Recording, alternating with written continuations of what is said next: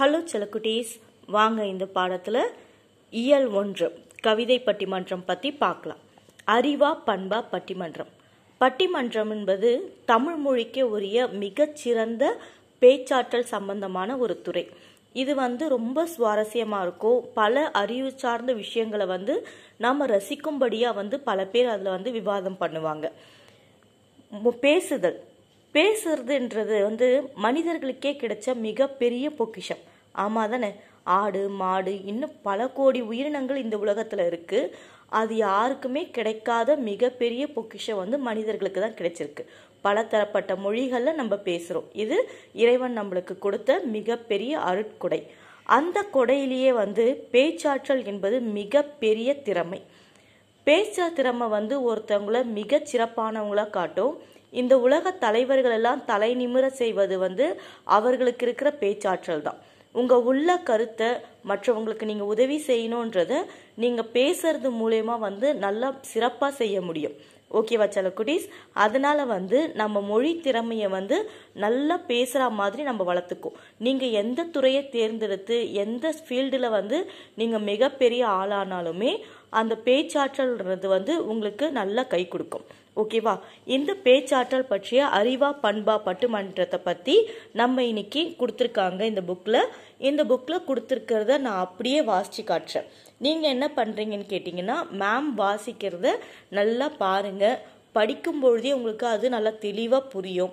நீங்களும் நான் படிக்கிறத எப்படி ஏற்ற இறக்கத்தோட எந்த இடத்துல நிற்கிற, எந்த இடத்துல அதை உன்னிப்பா வாசிக்கிறன்றத நீங்க நல்லா கவனிச்சு நீங்களும் உங்களுடைய நடையில மிக அழகா அதை படிக்கிறதுக்கு அந்த திறமையை நீங்க வளர்த்துக்கணும். ஓகேவா செல்லக்குட்டீஸ்? நடுவர். அறிவா பண்பா.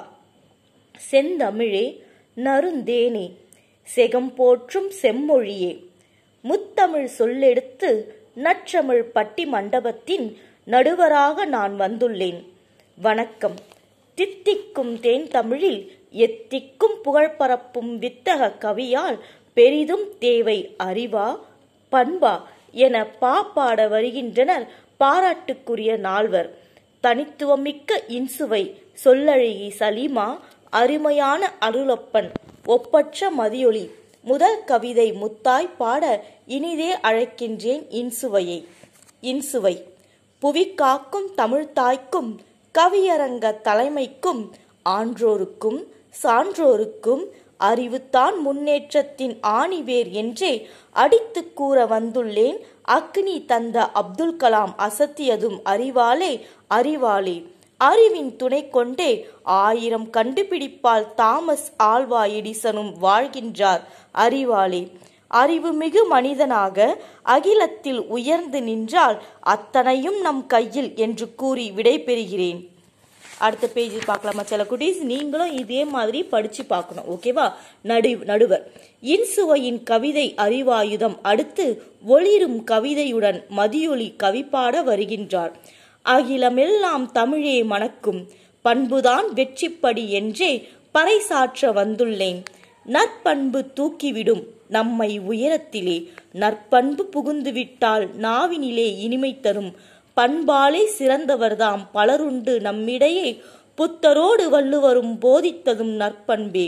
நன்னெறியால் நிலைத்து நிற்போம் உலகினிலே. நடுவர். மிளிர்கின்ற தமிழ் கவிதை மதியொலியின் அரும் கவிதை. அறிவாற்றல் பயன் பேச அருளப்பன் வருகின்றார்.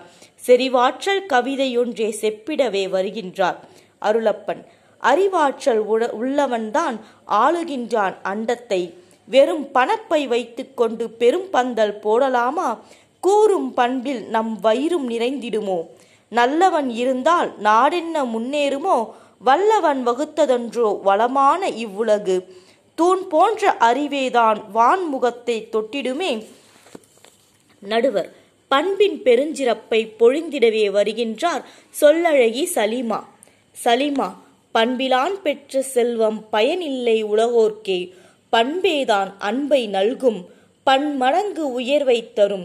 உண்மை சொன்னேன் யாவர்க்கும் அன்பின் மிகுதியால் அதியமான் உயிர் காக்கும் நெல்லிக்கனியை உவந்தளித்தான் ஔவைக்கு. அத்தனையும் எளியோருக்கு அன்னை தெரசா பெற்று தந்தார். குணமென்னும் நற்பென்பே குன்றிலிட்ட விளக்கன்றோ?